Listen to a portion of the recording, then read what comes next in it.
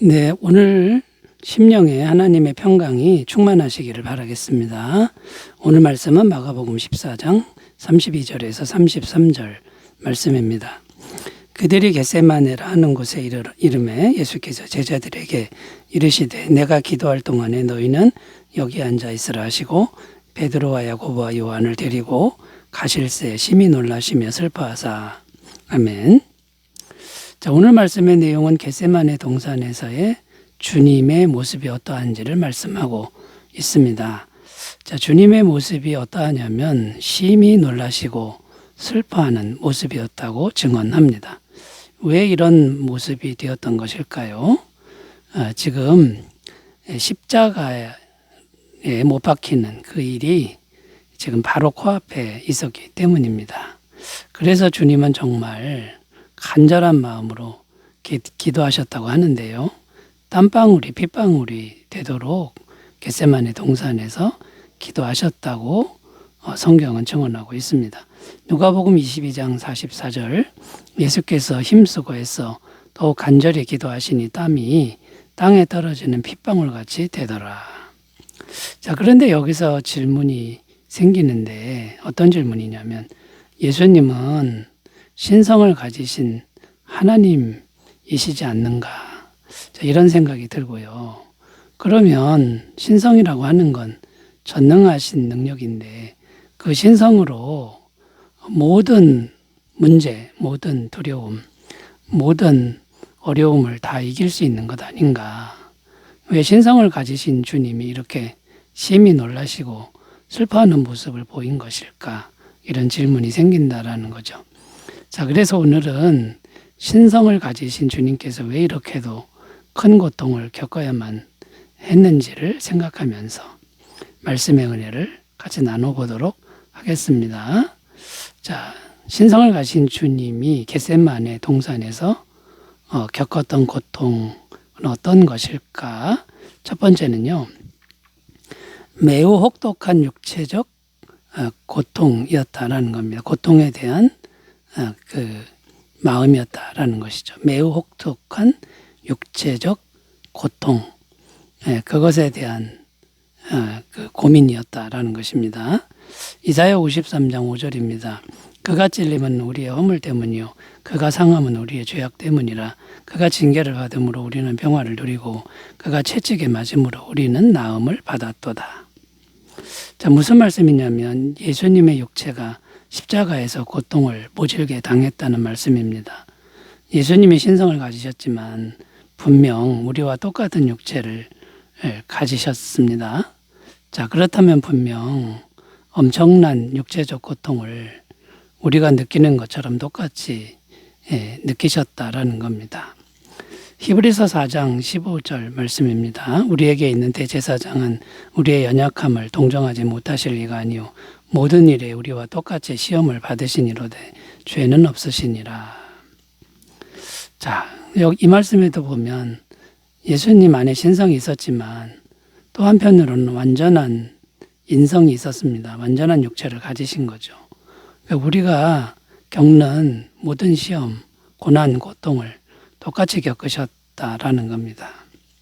자, 여기서 예수님이 당한 십자가의 고통, 이 고통을 얼마나 큰 고통이었는지를 잠깐 살펴보면요. 일단은 십자가에 못 박히기 전에 로마 병사로부터 40에 하나 감한매 채찍으로 맞습니다. 그런데 그 채찍이 보통 채찍이 아닙니다. 채찍 끝에 쇠구슬이 박혀 있는데 이것으로 맞으면 등에 그 쇠구슬이 파고 들어가서 살점이 뜯어지는 그런 채찍을 39대 맞았다고 한번 생각해 보십시오. 엄청난 고통이고요. 쇠구슬이 뼈에 박히는 그런 고통입니다. 그리고 이 채찍에 39대를 맞으면 등에서는 계속 피가 흐르게 되는 이런 상태가 돼버립니다. 또 머리에는 가시관을 쓰셨다고 했는데 이 가시가 또 보통 가시가 아닙니다. 머릿속 깊숙이 가시가 뚫고 들어가서 계속해서 피가 흐르고 계속해서 고통이 느껴지는 겁니다. 손과 발에 못 박혔다 했습니다. 손과 발에 고통은 말할 것도 없고 피가 계속해서 흐르는 그런 상태가 됩니다. 또 옆구리에는 로마 군사가 창으로 찔러서 몸통에서도 계속 피가 흐르고 있는, 그 온몸이 피가 흐르고 있는 상태로 십자가에 6시간을 이제 매달려 있는 겁니다. 근데 매달려 있는 것도 편하지 않습니다. 자꾸만 몸이 늘어져서 숨쉬기가 어려운데 겨우겨우 숨을 쉬는 너무나도 큰 고통을 6시간 겪다가 서서히 죽어가는 너무나도 큰 육체적 고통을 주는 그런 형벌이었다라는 것입니다. 자, 이런 고통은 정말 잔인하고 혹독한 고통이 아닐 수 없는데요. 예수님은 이런 엄청난 고통이 있을 것을 알고 계시는 겁니다. 그 고통이 코앞에 있으니 심히 놀라시고 슬퍼하실 수밖에 없다라는 거고, 이런 고통을 이기기 위해서 간절히 겟세마네 동산에서 기도할 수밖에 없는데 이 기도 자체가 벌써 고통의 기도라는 거죠. 그래서 땀방울이 핏방울이 되도록 기도하지 않을 수 없는 그런 고통의 기도였다라는 것입니다. 자, 그런데 결과는 어떻게 되었습니까? 예수님이 겟세마네에서 이런 고통의 기도를 드리셨기에 십자가의 모진 고통을 이길 수 있었다는 것입니다. 자, 그렇다면 오늘날 우리들의 믿음과 기도는 어떠해야 할까요? 어떤 육체적인 고통, 육체적인 질병, 괴로움, 이것을 주님께서 십자가에서 다 가져가셨고 겟세마네 동산에서 이것을 기도함으로 승리하셨다 그러면 예수님을 믿는 우리는 예수님의 도우심으로 어떤 육체적 문제도 다 해결할 수 있음을 날마다 믿어야 한다라는 겁니다. 마태복음 8장 16절 17절 저물매 사람들이 귀신 들린 자를 많이 데리고 예수께 오거늘 예수께서 말씀으로 귀신들을 쫓아내시고 병든 자들을 다 고치시니 이는 선지자 이사야를 통하여 하신 말씀에 우리의 연약한 것을 친히 담당하시고 병을 짊어지셨도다 함을 이루려 하심이더라. 우리가 가진 질병, 육체적 고통, 기도로 십자가에 달리신 주님께 다 맡기시는 믿음이 되시기를 바라겠습니다. 자, 두 번째로 가보겠습니다. 겟세마네에서 주님이 겪은 고통은 어떤 것일까요? 두 번째는 성부와 단절되는 분리의 고통이었다라는 겁니다. 마태복음 27장 45절 46절 있습니다. 제 6시로부터 온 땅에 어둠이 임하여 제 9시까지 계속되더니 제 9시쯤에 예수께서 크게 소리질러 이르시되 엘리 엘리 라마 사박다니 하시니 이는 곧 나의 하나님 어찌하여 나를 버리셨나이까 하는 뜻이라. 자, 여기 보면 제 6시에 어둠이 가득했다고 기록하는데 6시면 낮 12시입니다. 정오입니다. 그런데 왜 어둠이 내린 걸까요? 해가 가리워진 그런 의미가 아니라는 겁니다. 성부 하나님이 얼굴을 돌리신 거죠. 가리신 것을 의미합니다. 그래서 성부께서 이 사건은 성부께서 성자를 버리신 사건으로 해석을 합니다. 그래서 예수님은 엘리 엘리 라마 사박다니 나의 하나님 어찌하여 나를 버리셨나이까 이렇게 고통스럽게 울부짖으셨다라는 것이죠. 사실 예수님의 가장 큰 고통은 육체적 고통보다 더한 고통은 바로 이 고통입니다. 예수님은 성부 하나님과 영원히 한 몸이었고 하나였는데 성부 하나님과 분리되는 이 고통이야말로 예수님이 견딜 수 없는 고통이라는 것이죠. 그런데 우리들의 죄값을 지불하기 위해서 우리를 살리기 위해서 잠깐 분리를 허용하신 것입니다. 만약 성부 하나님과 분리되지 않으면 예수님은 죽으실 수가 없습니다. 왜냐하면 예수님은 죄가 없는 분이기 때문이죠. 그런데 세상의 모든 죄를 대신 짊어지시고 또 성부 하나님께서 잠깐 분리를 허용하심으로 죽으셔야만 했습니다. 그래야 죄값이 지불되는 것이죠.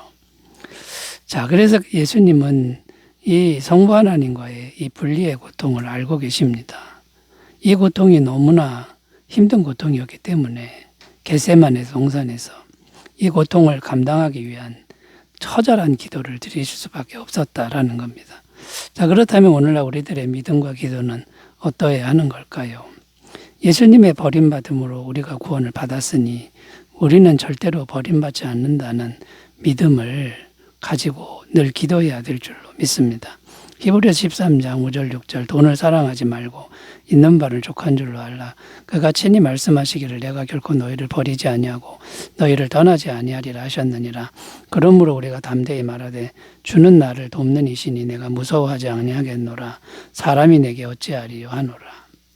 절대로 우리는 버림받지 않는다라는 것을 꼭 믿고 어떤 어려움이 와도 이 믿음으로 승리하시기를 바라겠습니다. 세 번째로 가보겠습니다. 겟세마네에서 겪은 주님의 고통은 어떤 걸까요? 세 번째는 온 인류의 죄를 홀로 대신 짊어지는 사명의 고통이었다라는 겁니다. 온 인류의 죄를 홀로 대신 짊어지는 사명의 고통이었다라는 겁니다. 이사야 53장 6절 말씀 읽습니다. 우리는 다 양 같아서 그릇 행하여 각기 제 길로 갔거늘 여호와께서는 우리 모두의 죄악을 그에게 담당시키셨도다. 무슨 말씀이냐면 하나님은 온 인류의 죄를 예수님께 대신 짐지우셨다는 것입니다. 그리고 예수님은 이 사명을 가지고 이 땅에 오신 분이라는 거죠. 요한복음 1장 29절 이튿날 요한이 예수께서 자기에게 나오심을 보고 이르되 보라 세상 죄를 지고 가는 하나님의 어린 양이로다.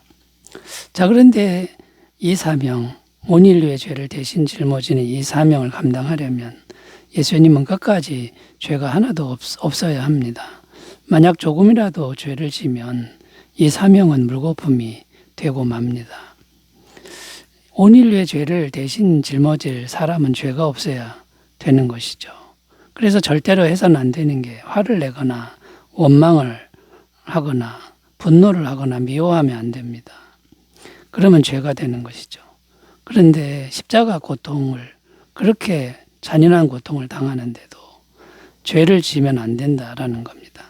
그래서 예수님은 이 사명을 감당하기 위해서 겟세마네 동산에서 고통의 기도를 미리 드린 것입니다. 그리고 기도한 대로 승리하셨다라는 거죠. 예수님은 죄를 짓지 않기 위해서 입을 열지 않았다고 증언합니다. 이사야 53장 7절 그가 곤욕을 당하여 괴로울 때에도 그의 입을 열지 아니하였으며 마치 도수장으로 끌려가는 어린 양과 털 깎는 자 앞에서 잠잠한 양같이 그의 입을 열지 아니하였도다. 잠잠하게 입으로 죄짓지 않고 마음으로 죄짓지 않고 끝까지 십자가의 길을 가신 것이죠. 베드로전서 2장 22절 24절 그는 죄를 범하지 아니하시고 그 입에 거짓도 없으시며 욕을 당하시되 맞대어 욕하지 아니하시고 고난을 당하시되 위협하지 아니하시고 오직 공의로 심판하시는 이에게 부탁하시며 친히 나무에 달려 그 몸으로 우리 죄를 담당하셨으니 이는 우리로 죄에 대하여 죽고 의에 대하여 살게 하려 하심이라. 그가 채찍에 맞음으로 너희는 나음을 얻었나니. 입에 거짓도 없고 욕을 당해도 욕하지 않고 핍박당해도 되갚아주지 않는 이 사명을 위해서 겟세마네 동산에서 고통스럽게 기도하신 주님의 모습을 우리가 그려보면서 감사로 영광 돌리는 매일매일 삶이 되시기를 바라겠습니다. 겟세마네에서의 주님의 고통이 우리의 생명이 되고 또 우리의 축복이 되는 것을 믿고 우리도 늘 기도하며 승리하시는 삶이 되시기 바라겠습니다. 기도합니다. 하나님 아버지, 우리 대신 고통을 짊어지신 주님께 감사합니다. 우리도 주님을 따라가는 삶이 되게 하옵소서. 예수님의 이름으로 기도드립니다. 아멘. 좋은 하루 되시기 바라겠습니다. 감사합니다.